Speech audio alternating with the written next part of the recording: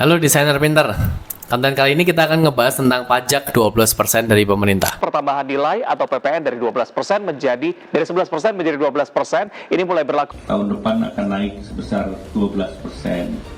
Presiden Prabowo Subianto menegaskan kebijakan pajak pertambahan nilai 12%. Walaupun pemerintah nggak jadi, tapi desainer harus jadi dong. Desainer juga bisa narik pajak 12% loh. Ke siapa? Kemana nariknya? Lalu kenapa kita harus narik? Lalu kenapa harus 12%? Atau bisa yang lainnya juga? Yuk kita bahas.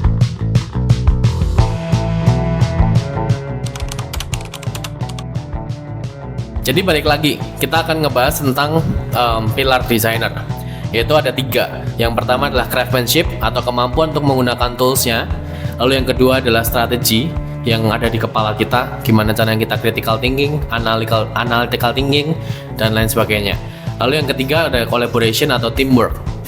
Nah, selain dari 3 ini, sebenarnya ada satu hal lagi yang paling penting atau cukup penting, atau bisa dibilang penting aja sebenarnya, karena ini sangat-sangatlah harus ada gitu, yaitu kemampuan untuk berbisnis. Karena walaupun kalian adalah desainer di korporat, apalagi freelance ya, yang paling perlu adalah seorang freelancer sebenarnya, yaitu kemampuan untuk berbisnis. Aspek dari bisnis dari desain itu sendiri. Kenapa kok yang korporat juga butuh? Karena kalau di korporat kita bisa berempati terhadap sisi dari bisnis korporasi kita atau perusahaan di mana tempat kita bekerja, entah itu agensi atau perusahaan yang sudah atau yang lainnya gitu ya, perusahaan bukan non desain gitu. Kita bisa berempati, dan empati adalah salah satu bahan bakar penting kan di dunia desain kan.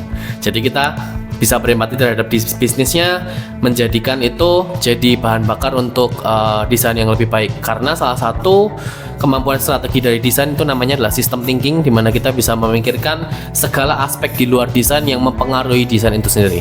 Kita nggak akan bahas itu, kita akan membahas yang sisi bisnisnya tadi. Nah, sisi bisnis dalam dunia desain itu apa aja sih? Walaupun kita freelancer ya, sisi bisnisnya ada banyak. Ada manajemen. Ini saya bacain contekan saya nih. Ada manajemen, ada marketing, finance, budgeting, branding, dan lain sebagainya. Finance ya, bagaimana kita bisa mengatur duit kita. Lalu budgeting, bagaimana kita bisa mengatur budget atau anggaran untuk kita ngiklan, untuk kita mengerjakan sesuatu, project dummy, lalu waktu yang diperlukan untuk transportasi dan sebagainya, itu kita bisa budgeting. Lalu manajemen, kita memanage waktu kita, terutama karena kita karyawan dan bos diri sendiri, ya kan. Lalu berikutnya adalah branding, bagaimana kita bisa membuat visual yang menarik tentang kita, bagaimana visual itu bisa menceritakan diri kita lebih baik lagi, dan lain sebagainya. Nah, salah satu hal yang paling sering ditanyakan itu bagian mana? Unfortunately, yang paling sering ditanyakan adalah bagaimana cara menentukan harga, teman-teman. Di kelas saya maupun juga ketika di komen-komen Instagram Sekolah Desain, banyak sekali yang bertanya tentang gimana cara nentuin harga gitu. Dan ini yang menjadi struggle dari freelancer awal atau desainer yang memutuskan untuk bekerja sendiri. Jatuhnya gimana kalau kalian nggak tahu cara menentukan harga? Jatuhnya adalah kalian ngasal sebenarnya, yaitu menentukan harga sendiri sesuai dengan pasar, dan pasarnya ternyata belum teredukasi dengan baik. Ya udah, jadi harganya terlalu murah. Kalau harganya udah terlalu murah, tidak fair untuk kalian, lalu kalian tidak bisa menabung. Efeknya apa? Efeknya tidak sustain bisnisnya. Kita kan freelance juga berbisnis gitu ya, tidak sustain. Maksudnya tidak sustain apa? Tidak lama bisnisnya, karena kita nggak bisa growth, kita nggak bisa meningkat, kita nggak bisa nambah orang lagi untuk mengerjakan project, kita nggak bisa nambahin project, dan lain sebagainya. Itu sangat-sangat buruk ya untuk kita sebagai freelancer ya. Kita nggak boleh bergantung kepada luck atau kepada keberuntungan semata. Nah, di sini kita akan ngebahas tentang rumus cara menentukan harga. Maksudnya 12% tadi adalah itu, teman-teman, yaitu kita bisa narik berapa persen tambahan untuk menjadi added value kita. Nah, ini kita akan detailin ya. Rumusnya sebenarnya gampang, dan ini rumusnya walaupun cukup detail, tapi tidak melulu untuk dipakai semua desainer. Maksudnya semua desainer punya rumusnya sendiri-sendiri sebenarnya. Tapi saya tawarkan rumus yang sudah saya tulis, yang sebenarnya sudah diposting di Sekolah Desain juga, kalian bisa cek di Instagram Sekolah Desain, yaitu seperti ini. Kalau kita bacain ulang, rumusnya adalah harga final sama dengan J plus M. J itu adalah harga jasa kalian, jasa ngedesain kalian. M itu adalah itu adalah harga modal, yaitu segala sesuatu di luar jasa yang kalian keluarin duitnya. Lalu dikali 100%, ya 100% adalah harga keseluruhannya untuk apa namanya kalau nggak salah koefisien. Kalau di dalam dunia sains, saya suka sains jadi saya agak ini, plus persen kas ditambah persen AV. Persen kas itu apa? Persen kas itu adalah tambahan uang yang untuk menabung, kalian menabung supaya kalian bisa ganti PC mungkin untuk keadaan darurat dan lain sebagainya. Lalu persen AV itu adalah added value, itu ditambahkan untuk menambahkan value desain kalian supaya fair, karena ada beberapa desain yang susah, ada beberapa desain yang gampang. Kalau kalian mau yang gampang tambahkan 10%, yang susah misalkan bisa 50% atau misalkan bisa 20%. Jadi ini yang tadi dimaksud pajak, kalian bisa narik ini juga. Apakah harus 20%? Tidak. Apakah harus 15%? Tidak. Kalian tentukan sendiri yang susah yang bagaimana, berapa, lalu yang gampang yang bagaimana dan berapa. Nah, ada contohnya. Contohnya kayak gini ya. Ini langsung dimasukin bar. Contohnya adalah harga final. Ini untuk yang gampang ya, kasusnya desain gampang, misalkan kayak poster, banner, cover buku dan lain sebagainya, yang kalian habiskan hanya 3 jam mengerjakannya. Jadi simple, desain yang simple doang. Harga final itu sama dengan 3 kali 40.000. 40.000 nya adalah harga UMR kalian 1 jam. Ya betul, harga UMR kalian 1 jam di kota kalian. Ini contohnya adalah dari Jakarta. Kalau Jakarta sekitar 40 ribuan 1 jamnya. Dikali 3 jam yaitu 120.000, ditambah 20.000 untuk listrik per hari, ditambah lagi internet per harinya 10.000. Karena ini desain yang simple, kalian nggak perlu transportasi untuk meeting, kalian nggak perlu aset untuk dibeli. Jadi 0.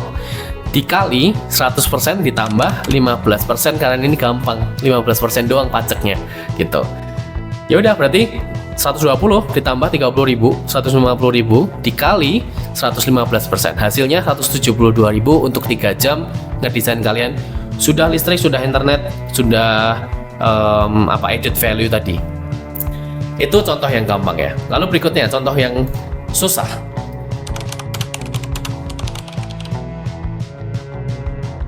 Misalkan kayak logo atau simple brand guideline atau UI yang membutuhkan 7 hari pengerjaan misalkan. Ya udah, harga final sama dengan 1,5, ini UMR Jakarta 7 hari, 1,5 juta, ditambah listrik 7 hari sekitar 140.000, ditambah 70.000 itu untuk internet 7 hari juga, ditambah 500.000 ini untuk biaya aset. Ketika kalian mau beli aset, kalian cantumin juga di depan supaya customernya tahu. Lalu 150.000 lagi ini untuk transportasi, misalkan kalian butuh meeting dan lain sebagainya yang harus keluar, harus offline dengan klien atau customer kalian.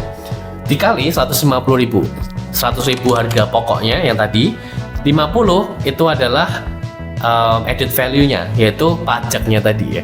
Karena ini susah ya, karena ini adalah logo, simple brand guideline atau UI atau yang lainnya gitu. Hasilnya adalah 2,36 juta dikali 150%, koreksi, 150%. Hasilnya adalah 3,54 juta. Jadi ini adalah harga finalnya 3,54 juta untuk UI, untuk logo misalkan 7 hari pengerjaan dan lain sebagainya. Kenapa ini penting untuk tahu rumusnya? Yang pertama, supaya kalian fair, kalian mendapat harga yang fair, teman-teman. Yang kedua, supaya kalian bisa mempertanggungjawabkan kepada klien. Kalau misalkan klien bertanya ini harganya gimana kok bisa dapat harga ini, kalian bisa tunjukin ininya, rumusnya, hasil coret-coretan kalian bisa tunjukin. Ditambah lagi kalian bisa adjust nih, misalkan ternyata kliennya tidak punya modal segitu tuh, jadi kita bisa adjust kira-kira oke, mungkin kalian berbaik hati, pajaknya bisa dikurangin, atau kalian bisa diskusi atau negosiasi dengan klien, kira-kira turunin scope ininya, scope desainnya. Next time kita akan bahas scope ya, scope itu apa, scope desain bisa turunin supaya kalian bisa fair. Intinya kalian nggak mau menang sendiri, atau klien nggak boleh menang sendiri, tapi intinya adalah fair. Kedua belah pihak mendapatkan harga yang setara dan hasil yang setara, desain yang bagus, lalu harga yang setara juga, harga yang seimbang, fair gitu. kalian bisa terapin ini ya, 12% kalian bukan pemerintah guys, kalian nggak akan di demo gitu. Kalau misalkan kliennya demo paling kabur, enggak. Gitu, jadi kalian bisa terapin ini sistem dalam tanda kutip pajak ini ke penentuan harga kalian. Sampai jumpa di konten berikutnya, thank you.